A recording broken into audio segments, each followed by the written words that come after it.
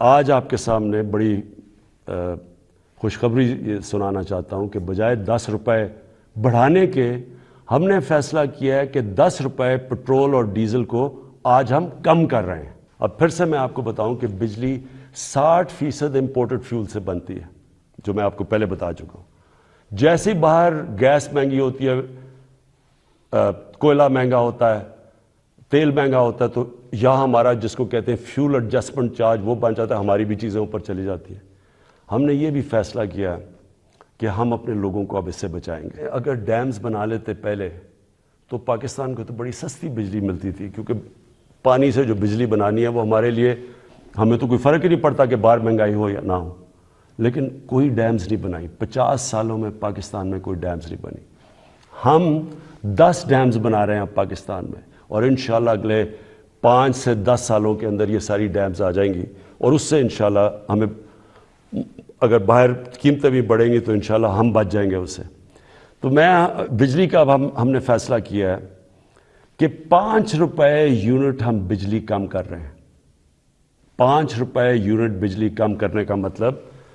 کہ 20% سے 50% آپ کے بجلی کے بل کم ہوں گے، اور یہ بھی ہم اس کے لیے سبسڈی اور بڑی محنت سے اور جگہ سے ہم نے سبسڈی نکالی ہے۔ اور میں یہ کیونکہ سب سے بڑا مسئلہ لوگوں کو ہوتا ہے بجلی اور پٹرول اور ڈیزل، اس کی وجہ سے ساری چیزیں مہنگی ہو جاتی ہیں۔ تو ہم نے یہ فیصلہ کیا ہے کہ ہم اگلے بجٹ تک ان 2 چیزوں کے اوپر ہم اب کوئی اضافہ بھی نہیں کریں گے، اور اس سے پہلے ہم نے ان کو کم بھی کر دیا۔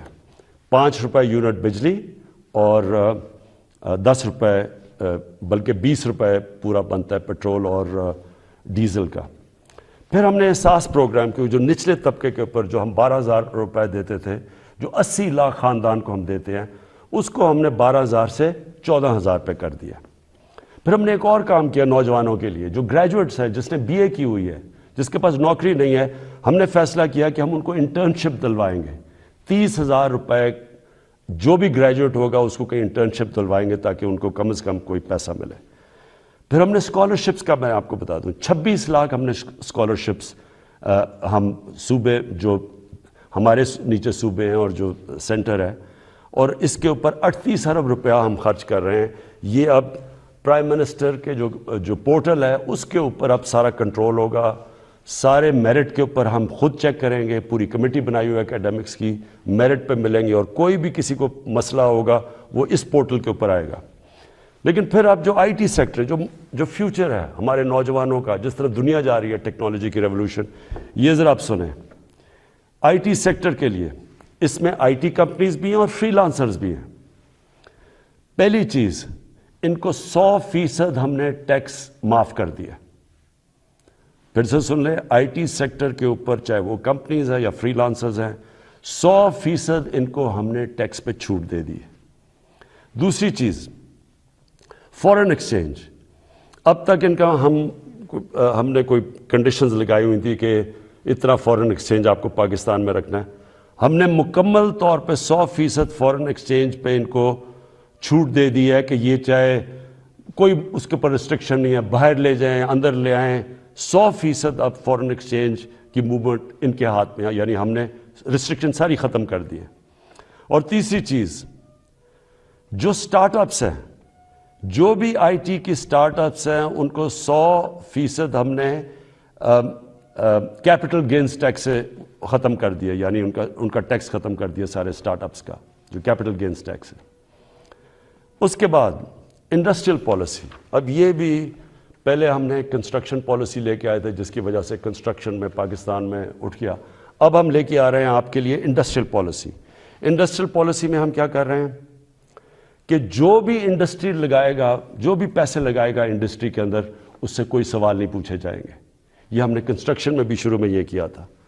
اور جو سکھ انڈسٹری ہے اس کی ریوائول کے لیے، اس کے لیے ہم آپ کے سامنے پورا پروگرام ہے، ان کے لیے ٹیکس کی چھوٹ دیں گے ان کو۔ اس کے ساتھ انشاءاللہ کل میں لاہور کے اندر آپ کو پورا انڈسٹریل پالیسی کا پورا پیکج دے دوں گا۔ اور پھر تیسری چیز، جو اوورسیز پاکستانیز ہیں، جب بھی وہ پاکستان کی انڈسٹری میں انویسٹ کریں گے یا وہ پاکستان کے انڈسٹریلس کے ساتھ جوائنٹ وینچر کریں گے، ان کو 5 سال کا ٹیکس ہالیڈے ہم نے کر دیا، تک 5 سال تک کوئی ٹیکس نہیں دیں گے۔ پھر ہمارا کامیاب پاکستان پروگرام ہے، سود کے بغیر قرضے دیں گے بزنس شروع کرنے کے لیے نوجوانوں کو، سود کے بغیر کسانوں کو دیں گے قرضے، سود کے بغیر وہ اپنی زمین پہ پیسہ خرچ کر رہے ہیں، اور پھر سستا سبسڈائز بالکل جو غریب لوگ اپنا گھر بنانا چاہتے ہیں ان کو بالکل سستا قرضہ دیں گے۔ پھر اور یہ 407 ارب روپے کے قرضے ہیں جو یہ ان 3 ایریاز میں جائیں گے، لو کاسٹ ہاؤسنگ گھروں کے لیے، کسانوں کے لیے اور بزنس کرنے کے لیے شہروں میں 407 ارب کے قرضے یہ اگلے 2 سال میں ہم دیں گے۔ پھر آخری 2 چیزیں، مجھے بڑا فخر ہے کہ ہم نے بڑی مشکلوں سے پاکستان میں بینکوں کو راضی کیا، ان کے لیے ان کے سارے جو آسانیاں پیدا کی، سبسڈائز کیا کہ بینکس چھوٹے لوگوں کو قرضے دیں۔ ابھی تک تنخواہ دار لوگ وہ ابھی تک ان کو بینک قرضے نہیں دیتے تھے، کمزور یعنی جو مزدور ہوتے ہیں، ویلڈر ہوتے ہیں، وہ کام کرنے والے، ان کی سوچ بھی نہیں سکتے اپنے لیے گھر بنانا۔ ہمیں 1 سال لگایا، ہم نے پوری ان کے لیے آسانیاں پیدا کی، گورنمنٹ نے سبسڈائز کیے قرضے، آسانیاں پیدا کی تاکہ اگر ایک آدمی اپنے گھر میں جو ایک کرائے کا گھر لیتا ہے، جو کرائے کے اوپر پیسے دیتا ہے، اسی پیسوں کی وہ قسطیں بن جائے اور اس کا اپنا گھر ہو جائے۔ تو مجھے بڑی خوشی یہ ہے کہ بینکوں نے اب تک اس میں 150 ارب روپے کے لو انکم غریب لوگوں کی جن کی آمدنی نہیں ہے ان کو دے چکے ہیں اپروولز، جس میں 50 ارب روپیہ ان گھروں کے لیے دے چکے ہیں، یعنی وہ کام شروع ہو گیا، گھر بننے شروع ہو گئے۔ اور آخر میں صحت کارڈ، مجھے سب سے زیادہ فخر یہ ہے کہ ہمارے جو صوبائی چیف منسٹرز تھے ان سب کو میں نے آگاہ کیا کہ یہ سب سے بڑی نعمت ہے ایک غریب گھرانے کے لیے کہ اس کے پاس ہیلتھ انشورنس ہو، جب بھی وہ ایک کوئی گھر میں بیماری ہو تو ان کو یہ خوف نہ ہو کہ ہم ہاسپٹل میں جا کے اپنا علاج نہیں کروا سکیں گے۔ اور پھر وہ کئی دفعہ گورنمنٹ ہاسپٹلز میں جاتے ہیں تو وہاں ڈاکٹرز نہیں ہوتے، اور خاص طور پہ دیہاتوں کے اندر ڈسٹرکٹس میں ڈاکٹرز نہیں ہوتی، نرسز نہیں ہوتی، اور وہ سارے شہروں میں آتے ہیں، دھکے کھاتے ہیں۔ یہ جو صحت کارڈ ہے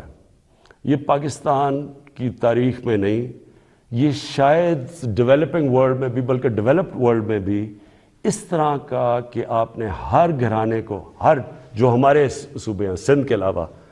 کیونکہ پروونشل گورنمنٹس اس کا پیسہ دے رہی ہیں،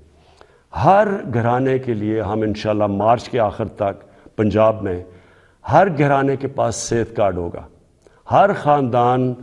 10 لاکھ روپے تک کسی بھی ہسپتال میں جا کے علاج کروا سکتا ہے۔ یہ ضروری ہے سمجھنا، پہلے تو ہوتا تھا نہیں گورنمنٹ ہاسپٹل، اب وہ پرائیویٹ ہاسپٹل میں جا کے علاج کروا سکتا ہے،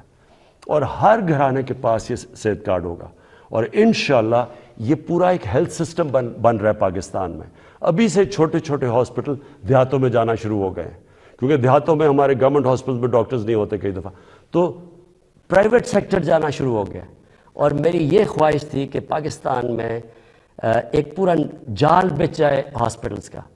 تو گورنمنٹ کے پاس تو کبھی بھی اتنا پیسہ نہیں آنا تھا، تو اب پرائیویٹ سیکٹر کے لوگ خود جائیں گے، کیونکہ اب ہیلتھ کارڈ ہوگا، غریب سے غریب گھرانے کے پاس بھی ہیلتھ کارڈ ہوگا، اور اگر ان کو گھر میں کوئی بیماری ہو وہ جا کے پرائیویٹ ہاسپٹل میں بھی اپنا علاج کروا سکتے ہیں۔ یہ میں سمجھتا ہوں کہ ہم نے جو ہماری 3.5 سال کی حکومت ہے، یہ سب سے بڑا کام ہے، کیونکہ جب کوئی گھر میں ایک بیماری ہو اور